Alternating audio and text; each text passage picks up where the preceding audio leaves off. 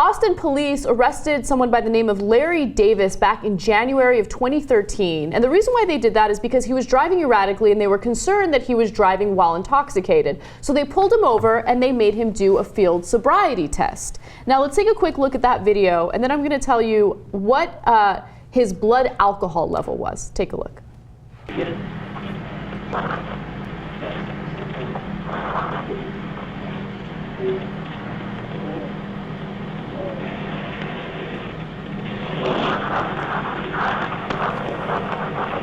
I'll explain everything here, okay?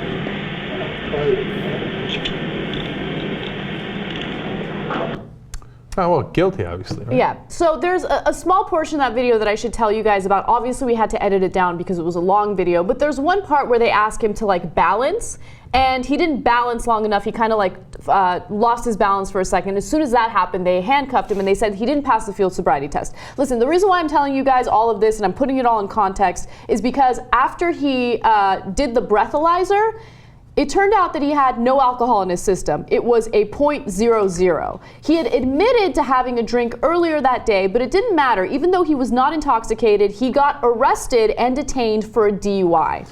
I lost my balance earlier today in the gym. Doesn't mean I was drunk, okay? Yeah. I mean, you literally can't get lower than 0.00, and they arrested him anyway. So they arrested him anyway. He spent a night in jail as a result of this DUI arrest. He also volunteered to do a blood test. He did a blood test. It came back negative. So he was not intoxicated while he was behind the wheel. Now, right now, we have no video evidence indicating that he was driving erratically. All we can do is really believe what the cops are telling us. Yeah. But they are also saying that, you know, they still stand by their decision to arrest him and detain him. I should note that his charges were later dropped. But here's what a police official said. If there's someone who is possibly impaired, we don't want them driving. We need to get them off the road. So that was probably the officer's mindset. So that was what was going through their mind. They're totally justifying it. And this is apparently a really big issue in Austin because a lot of people have been detained for drunk driving when they haven't really been drunk. In fact, aggressive enforcement tactics made by police in Austin caused about 30% of drunk driving cases to be dismissed. Yeah, and Travis County, and this is why it comes from the top. The commander says, no, keep arresting him, even if they're obviously not drunk, and has led Travis County to have the highest percentage of DUI case dismissals among major Texas counties. Mm-hmm. So these, as you read, 30%. So the cases keep getting dismissed because they're not actually drunk. But the commanders are saying, no, just in case.